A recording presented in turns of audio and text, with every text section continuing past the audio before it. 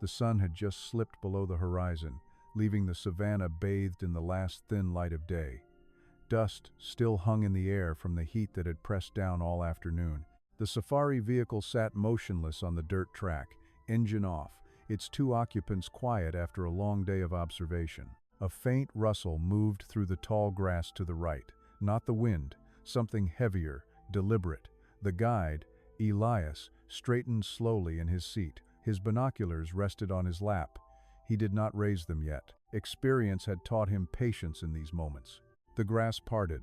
A cheetah emerged, not in the low, fluid run they are known for, but in a halting, three-legged walk. Her right hind leg dragged behind her, barely touching the ground. Blood darkened the pale fur along her flank, matted and drying in uneven patches. Each step cost her visibly. Her shoulders rose and fell with shallow effort, yet she did not stop. She continued forward, directly toward the vehicle. Elias felt the shift before he saw the change in her direction. Most cheetahs vanish at the first sign of humans. This one did not. She kept coming until she was no more than 10 meters away, then 5, then 3. There she stopped. Her chest heaved once, twice. She lowered her head slightly, but her eyes, large, amber, ringed with black, remained fixed on him. The researcher beside him, Lila, drew in a quiet breath, but said nothing. Elias raised one hand, palm open, very slowly. He made no sudden movement. The cheetah watched the gesture without flinching. Her ears flicked once toward a distant sound, then returned to him. A thin trickle of blood ran down her hind leg and dripped onto the dry earth. She shifted her weight, trying to ease the injured limb, and a low, almost inaudible groan escaped her throat. Not a growl, not a cry, simply the sound of pain given voice. Her tail hung low, the black tip brushing the ground. Elias spoke once, very softly. "Easy now." The words carried no command, only calm. The cheetah blinked slowly, one long, deliberate blink. She did not move closer, but she also did not retreat. The space between them held still, heavy with the weight of what she had chosen. Behind her, the grass swayed again, stirred by evening breeze. A few birds called from the acacias in the distance, their voices thin against the growing dark. The temperature was falling quickly now. Soon the night would bring cold that would settle into her wound like another kind of injury. Elias kept his eyes on hers. He noted the way her ribs showed beneath the spotted coat, the slight tremble in her front legs from standing so long in one place. She had come this far on will alone. Whatever had torn her open had happened hours earlier, perhaps longer. She had walked through the heat, through the pain, until she found them. Lila whispered, barely audible, "She's asking." Elias gave the smallest nod. He did not look away from the cheetah. Minutes passed.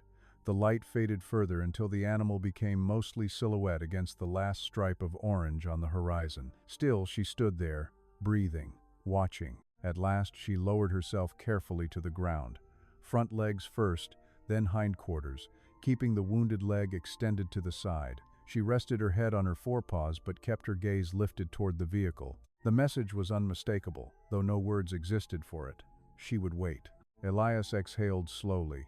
He reached for the radio without hurry, thumbing the button. "Base, this is Elias. We have an adult female cheetah, severely injured, right hindquarter. She's approached the vehicle voluntarily and is now lying down about 3 meters out. No aggression observed. Requesting veterinary support at first light if possible. We'll stay with her."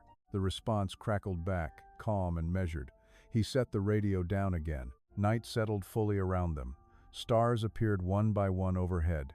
The cheetah's breathing remained steady but shallow. Every so often she shifted, trying to find a position that eased the fire in her side. Each movement brought a small sound, half sigh, half whimper that carried across the quiet ground. Elias settled back in his seat, keeping the vehicle lights off. He would not start the engine, would not shine any beam into her eyes. She had come to them in trust, or in desperation so complete it had overridden fear. Either way, he would honor the distance she had closed. The hours ahead would be long. But for now, in the deepening dark, the wounded cheetah and the man who had watched her approach remained still, bound together by the simple fact that neither had turned away. The darkness had thickened around the vehicle, stars now sharp above the flat horizon. The cheetah remained where she had settled, body curled slightly to protect the injured side, though the position offered little relief. Her breathing came in measured, shallow pulls that stirred the fine dust beneath her chin with each exhale. Elias watched her through the open side window, noting how her ears turned toward every small night sound: crickets, the distant bark of a jackal, yet always returned to him. After nearly an hour of stillness, he decided it was time. He moved with deliberate slowness, first sliding his boots to the edge of the seat, then lowering one leg to the ground. The cheetah lifted her head a fraction, eyes catching the faint starlight. She did not rise. Elias paused, both feet now on the earth, hands visible and open at his sides. He took one step forward, then another, stopping when the distance between them narrowed to about 4 meters. The air felt cooler now, carrying the dry scent of grass and the faint metallic tang of blood. She watched every movement without blinking. Her tail gave a single slow twitch along the ground.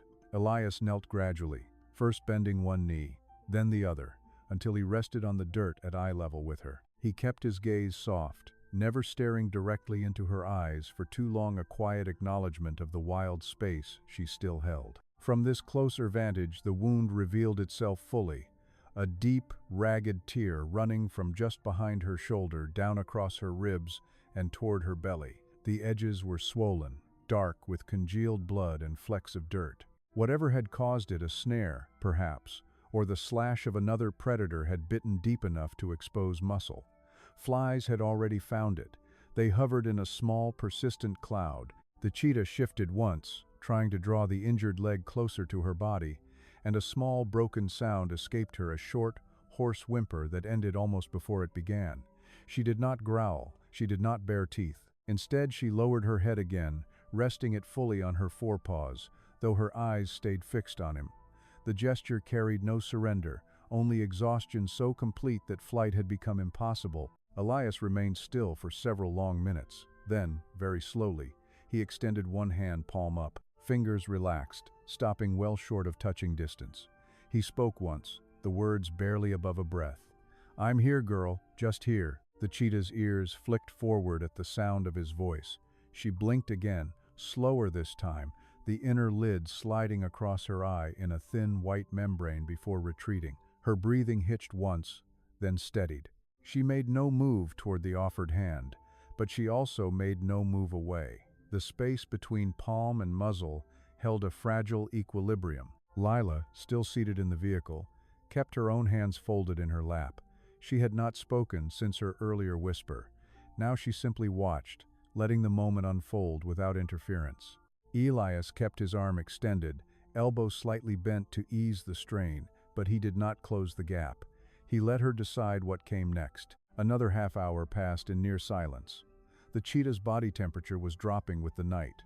Faint tremors ran along her shoulders and down her flanks. She shifted again, this time stretching the wounded leg out a little farther, as if the change in position might dull the constant burn. When she did, a fresh bead of blood welled along the lowest part of the tear and traced a slow path toward the ground. Elias lowered his hand gradually until it rested on his knee. He did not retreat, did not advance. He simply waited. The cheetah's gaze never wavered for long. Every so often her eyelids drooped, heavy with fatigue, only to lift again as though reminding herself he was still there. The trust, if it could be called, that was not complete. It was partial, born of necessity and the absence of threat. She had walked to them because the alternative was worse. Now she allowed him near because the pain had stripped away other choices. At last she exhaled a longer breath, almost a sigh, and let her head sink lower until her chin touched the earth. Her eyes remained half open, reflecting the faint gleam of starlight. Elias stayed kneeling, knees aching against the hard ground, but he did not move. The wound would need cleaning, antibiotics, sutures, none of which could happen here in the dark. For now, presence was enough. The night deepened further. A thin breeze moved across the plain, rustling the grass in soft waves. Somewhere far off a hyena called once, answered by silence. The cheetah closed her eyes completely for the first time since his approach. Though her ears stayed alert, Elias watched the rise and fall of her ribs, counted the seconds between each breath, and felt the quiet weight of what she had given him. Not friendship, not gratitude, but the simple permission to stay close while she endured.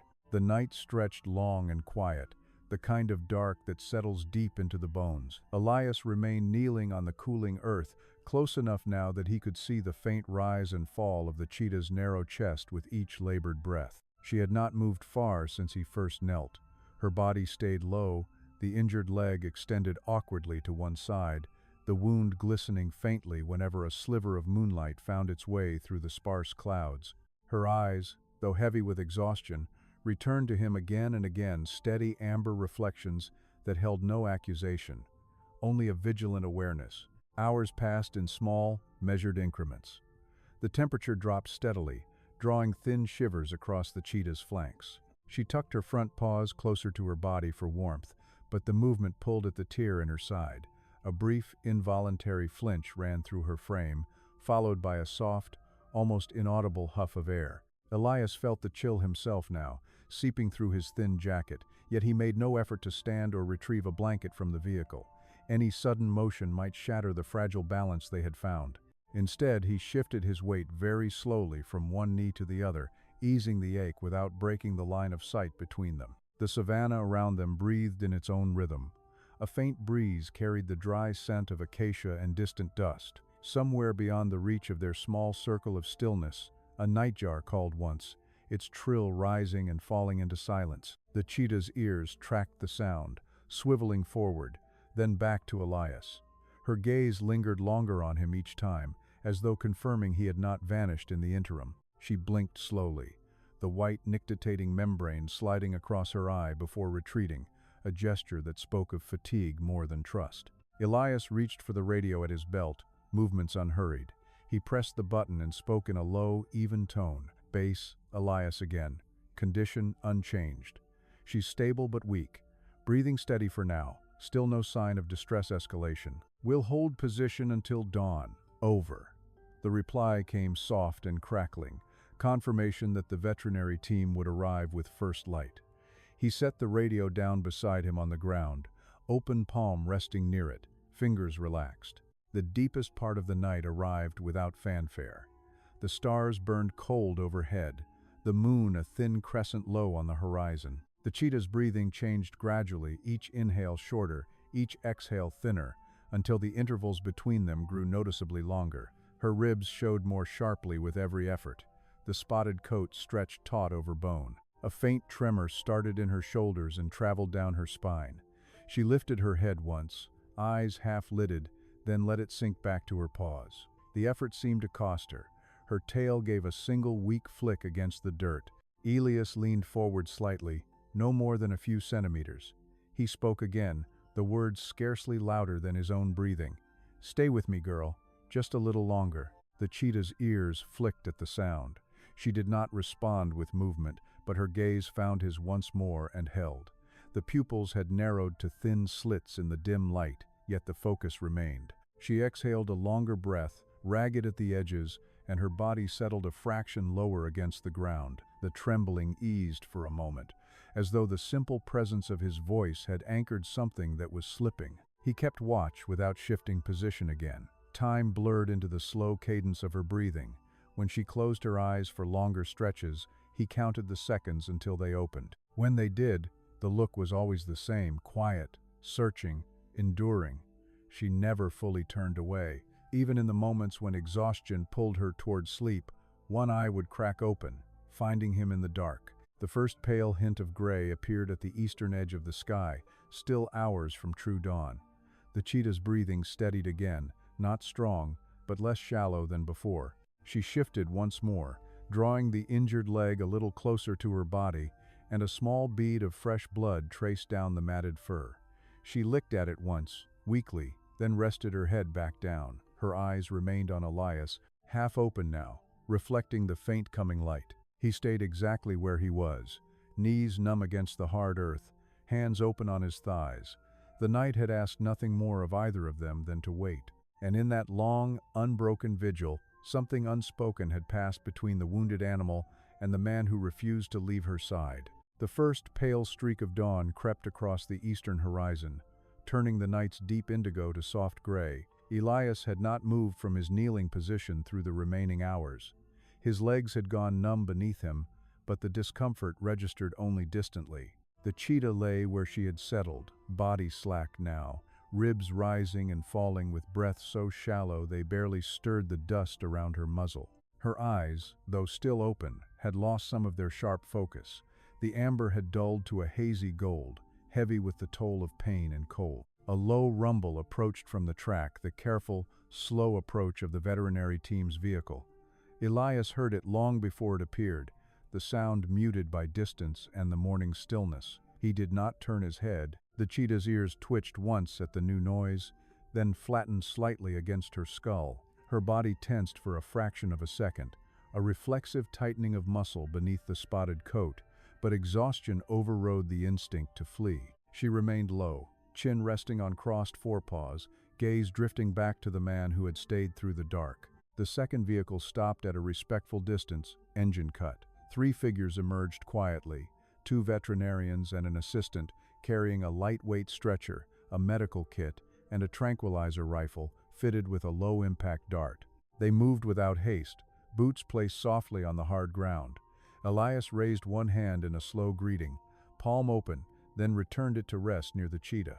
The team leader, Dr. Mara, nodded once in acknowledgement and approached in a wide arc, keeping well outside the animal's immediate space. The cheetah watched them come. Her tail gave a single, weak sweep across the dirt. When the group paused at about 15 meters, she exhaled a longer, ragged breath that ended in a faint, hoarse sound, not quite a growl, more the effort of drawing air past pain. Elias spoke softly, directing the words toward her rather than the team. "They're here to help. Easy now." Dr. Mara knelt at a safe distance and assessed the wound through binoculars first, noting the depth, the swelling, the signs of early infection. She murmured instructions to her colleague, who prepared the dart with practiced calm. The cheetah's breathing had grown even more labored in the last hour. Each inhale lifted her ribs sharply. Each exhale released with a small tremor. She no longer lifted her head fully, only her eyes tracked the movements around her. Elias extended his right hand again, palm up, fingers loose, holding it steady at ground level between them. He did not reach toward her. He simply offered the open space. The cheetah regarded the hand for several long seconds. Then, with visible effort, she shifted her weight onto her good foreleg and stretched the injured hind leg forward. The movement was slow, halting, the limb trembling as it extended. Her paw pads, cracked and dry from the long walk and the night's cold, came to rest no more than a few centimeters from his fingertips. She did not touch him. She simply held the position, leg quivering with the strain, eyes fixed on his face. The gesture lasted only moments. Her muscles gave out, the leg folded back beneath her with a small jolt that drew another faint whimper from her throat. But in that brief extension there had been something unmistakable, a reaching, not in aggression or demand, but in the quietest possible acknowledgement of shared presence. Dr. Mara signaled with a subtle nod. The assistant raised the rifle, aimed carefully at the thick muscle of the cheetah's shoulder. The dart hissed through the air, embedding with a soft thud. The cheetah flinched once, a sharp contraction of her entire frame, then settled again almost immediately. Her eyelids drooped. Within 30 seconds, her head sank fully to the ground, eyes closing at last. The tension left her body in stages, first the shoulders, then the spine, until she lay limp against the earth, breathing deep and even under the sedation's gentle hold. The team moved in smoothly now, no longer needing caution. They checked her vitals, covered the wound with a sterile pad, and lifted her carefully onto the stretcher. Elias rose stiffly to his feet for the first time in hours, joints protesting, and stepped back to give them room. He watched as they secured her, noting the way her spotted coat rose and fell with steady breaths, the way one forepaw hung loosely over the edge of the stretcher. As they carried her toward the vehicle, Elias remained standing in the place where he had knelt. The sun had cleared the horizon now, spilling warm light across the plain. Dust motes danced in the golden beams. The cheetah's form grew smaller in the distance, cradled between careful hands, until the team loaded her and drove away toward the clinic. Elias stayed a moment longer, looking at the shallow depression in the dust where she had lain all night. A single paw print remained near his own boot, faint but clear. He exhaled slowly, then turned back toward his own vehicle, carrying the memory of that small, trembling reach in the quiet space behind his ribs. The savanna had shifted with the turning of seasons in those 3 months. The dry grass had greened briefly after scattered rains, then begun to pale again under the returning heat. Elias drove the same dirt track slowly, windows down, engine idling low so as not to disturb the quiet. He had come alone this time, no researcher beside him, no radio crackling with updates. The clinic reports had been steady and understated. Successful surgery, infection cleared, weight slowly regained. Release had happened 2 weeks earlier, far enough from this spot that no one expected her to return here. Yet something in him had drawn him back to the exact place where she had first stepped from the grass. He parked in the same shallow dip beside the track and stepped out without hurry. The morning light slanted low, golden and soft, catching on the tips of the tall stems. He stood still, hands loose at his sides, letting his eyes move across the plain in the patient way he had learned long ago. Minutes passed. A small herd of impala grazed in the distance, heads lifting now and then to scan. A secretary bird stalked through the grass on long legs, pausing to peer at the ground. Then movement subtle at first, a ripple in the light rather than a shape. From the line where grass met sky, a slender form emerged. The cheetah walked with measured steps, no longer limping, though her frame remained thin, ribs still faintly visible beneath the coat that had begun to regain its sheen. Behind her, 2 tiny cubs followed in uncertain bounds, their spotted coats bright against the pale earth. One paused to bat at a blade of grass, the other pressed close to her mother's flank, tail high with curiosity. They were no more than 8 or 9 weeks old, legs still gangly, eyes wide and dark. Elias did not move forward. He remained exactly where he stood, breath held steady. The cheetah continued toward him until she was perhaps 20 meters away, then stopped. The cubs halted too, one tumbling into a sit beside her foreleg while the other peered around her shoulder. She lifted her head, ears forward, and looked directly at him. The amber eyes held the same quiet intensity they had carried through that long night, searching, assessing, remembering. No sound came from her, no call or growl. She simply stood, letting the moment stretch. The cubs sensed the stillness. One gave a small, high-pitched chirp and rubbed its face against her leg. The other crouched low, watching Elias with the wary curiosity of young animals who had known only safety so far. Their mother's tail flicked once, low and slow, brushing the ground. She took a single step closer, then another, narrowing the distance to 15 meters, then 10. Elias kept his hands visible, palms open, gaze soft. He spoke once, the words carried on the lightest breath. "You did good, girl." She paused again. Her gaze lingered on him for what felt like a full minute, long enough for the sun to climb a fraction higher, long enough for a breeze to move through the grass and lift the fine hairs along her spine. In that look there was no plea, no demand, only recognition. Then, without haste, she turned her head away. She nudged the nearer cub gently with her muzzle, encouraging it to rise.